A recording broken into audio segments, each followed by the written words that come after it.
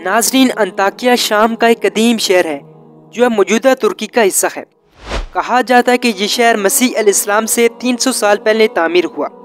ناظرین، یہ شہر قدیم زمانے میں دولت و ثروت اور علم و تجارت کے لحاظ سے اہم سمجھا جاتا تھا۔ کہا جاتا ہے کہ یہ شہر خلیفہ ابو عبیدہ کے ہاتھوں فتح ہوا۔ ناظرین، اس زمانے میں اس شہر میں رہنے والے لوگ عیسائی تھے۔ بہرحال انطاکیہ عیسائیوں کی نگاہ میں اس طرح دوسرا مذہبی شہر شمار ہوتا ہے جس طرح مسلمانوں کے لیے مدینہ، اور ان کا پہلا شہر بیت مقدس کا ہے جس میں حضرت عیسیٰ علیہ السلام نے اپنی دعوت کی ابتدا کی، اور اس کے بعد حضرت عیسیٰ علیہ السلام پر ایمان لانے والوں میں سے ایک گروہ نے انطاکیہ کی طرف ہجرت کی۔ ناظرین، قرآن مجید میں اصحاب القریہ کے نام سے عموماً اسی شہر کا واقعہ بیان ہوا ہے۔ قرآن مجید میں اللہ تعالیٰ کا ارشاد ہے، تم ان سے بستی والوں کی مثال بیان کرو کہ جس وقت اللہ تعالیٰ کے رسول ان کی طرف بھیجے، وہ وقت کہ جب ہم نے 2 رسولوں کو ان کی طرف بھیجا لیکن انہوں نے ہمارے رسولوں کی تکذیب کی، لہٰذا ہم نے ان کی تقویت دور کرنے کے لیے تیسرا رسول بھیجا، اور ان تینوں نے کہا ہم تمہاری طرف اللہ تعالیٰ کی طرف سے بھیجے ہوئے ہیں۔ ناظرین، اس بارے میں مفسرین میں اختلاف ہے کہ وہ اللہ تعالیٰ کے پیغمبر تھے یا کوئی رسول تھے یا حضرت مسیح علیہ السلام کے بھیجے ہوئے نمائندے تھے۔ بہرحال جب وہ لوگ ان بستی والوں کی طرف گئے اور اللہ تعالیٰ کا پیغام سنایا تو انہوں نے بھی وہی بہانہ کیا جو بہت سے سرکش کافروں نے گزشتہ خدائی پیغمبروں کے جواب میں کیا تھا۔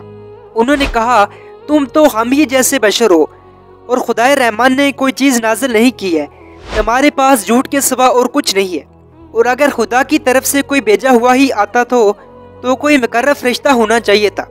نہ کہ ہم جیسا انسان۔ اور اس امر کو انہوں نے رسولوں کی تکذیب اور فرما الہی کے نزول کے انکار کی دلیل خیال کی۔ ناظرین، حالانکہ وہ خود بھی جانتے تھے کہ پوری تاریخ میں سب رسول نسل حضرت آدم علیہ السلام سے ہی ہوئے ہیں، اور ان میں حضرت ابراہیم علیہ السلام بھی تھے جن کی رسالت سب مانتے تھے۔ بہرحال یہی پیغمبر اس گمراہ قوم کی شدید اور سخت مخالفت کے باوجود مایوس نہ ہوئے اور انہوں نے کمزوری نہ دکھائی، اور ان کے جواب میں کہا ہمارا پروردگار جانتا ہے کہ یقیناً ہم تمہاری طرف اس کے بھیجے ہوئے ہیں، اور ہماری ذمہ داری واضح طور پر ابلاغ رسالت کے علاوہ اور کوئی چیز نہیں۔ ناظرین، بعض روایات میں بھی آتا ہے کہ انہوں نے حضرت مسیح علیہ السلام کی طرف بعض ناقابل علاج بیمار لوگ بھیجے، اور حضرت مسیح علیہ السلام نے اللہ تعالیٰ کے حکم سے ان کو شفا بخشی، لیکن یہ دل کے اندھے اور واضح منطق اور معجزات کے سامنے صرف جھکے نہیں بلکہ انہوں نے اپنی خشونت اور سختی میں اضافہ کر دیا۔ انہوں نے کہا ہم تو تمہیں فعال بد سمجھتے ہیں،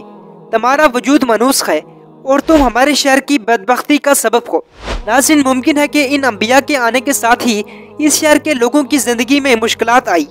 جیسا کہ بعض مفسرین نقل بھی کرتے ہیں کہ ایک مدت تک اس علاقے میں بارش بھی نہیں ہوئی،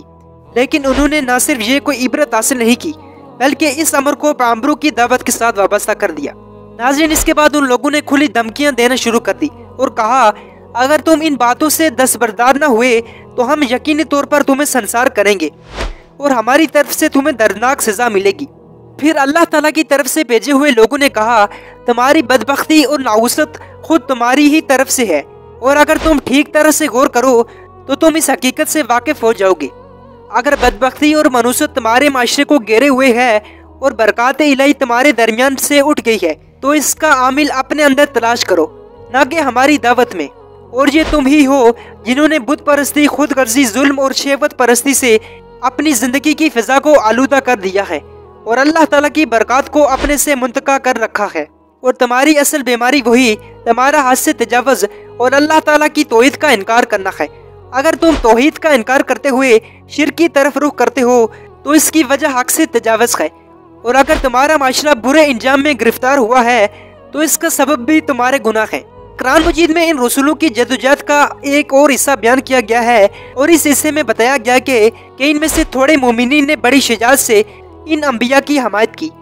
اور وہ کافر و مشرک اور ہر درم اکثریت کے مقابلے میں کھڑے ہوئے اور جب تک جان باقی رہی انبیاء علیہ السلام کا ساتھ دیتے رہے۔ ناظرین، قرآن مجید میں ارشاد ہے ایک با ایمان مرد شہر کے دور دراز مقام سے بڑی تیزی کے ساتھ بھاگتا ہوا کافروں کے گروہ کے پاس آیا اور کہا اے میری قوم، مرسلین خدا کی پیروی کرو۔ ناظرین، مفسرین نے اس شخص کا نام حبیب نجار بیان کیا ہے، اور وہ ایسا شخص تھا کہ جو اللہ تعالیٰ کے پیغمبروں کی پہلی ملاقات میں ان کی دعوت کی حقانیت اور ان کی تعلیمات کو تسلیم کر چکا تھا۔ ناظرین، اس مرد مجاہد نے کہا ایسے لوگوں کی پیروی کرو جو تم سے اپنی دعوت کے بدلے میں کوئی اجر طلب نہیں کرتے، اور یہ ان کی اس طاقت کی پہلی نشانی ہے کہ وہ تم سے کسی قسم کا مال نہیں مانگتے اور نہ ہی جاہ مقام۔ ناظرین، اس کے بعد اس مجاہد مومن نے کہا، اگر میں اس قسم کے بتوں کی پرستش کروں اور انہیں پروردگار کا شریک کرا دوں تو میں کھلی ہوئی گمراہی میں ہوں۔ ناظرین، اس مرد مجاہد کی ولولہ انگیز گفتگو نے ان کے سیاہ دلوں اور مکرو و غرور سے بھرے ہوئے سروں پر کوئی اثر نہ کیا اور ان کے دلوں میں آگ لگا دی، اور اپنی جگہ سے کھڑے ہوئے انتہائی سنگ دلی اور بے رحمی سے اس مرد مومن کی جان کے پیچھے پڑ گئے، اور ایک روایت کے مطابق انہوں نے اسے پتھر مارنا شروع کیے اور اس کے جسم کو اس طرح پتھروں کا نشانہ بنایا کہ وہ زمین پر گر پڑا اور وہیں اللہ تعالیٰ کی راہ میں شہید ہو گیا۔ ناظرین، کہا جاتا ہے کہ اس وقت اس کے لبوں پر مسلسل یہی بات نکل رہی تھی کہ خداوند میری اس قوم کو ہدایت فرمائے کہ وہ جانتے نہیں۔ بہرحال اس شخص کی پاک روح آسمان کی طرف رحمت الہی کے قریب پرواز کر گئی، اور وہاں اسے یہ صرف آرزو تھی کہ اے کاش میری قوم جان لیتی، اے کاش وہ جان لیتی کہ میرے پروردگار نے مجھے اپنی بخشش اور غفو سے نوازا ہے اور مجھے مکرم لوگوں کے صف میں جگہ دی ہے۔ ناظرین، ایک حدیث میں نبی کریم صلی اللہ علیہ وسلم نے فرمایا کہ اس باایمان شخص نے اپنی زندگی میں بھی اپنی قوم کی خیر خواہی کی اور موت کے بعد بھی اس کی ہدایت کی آرزو رکھتا رہا۔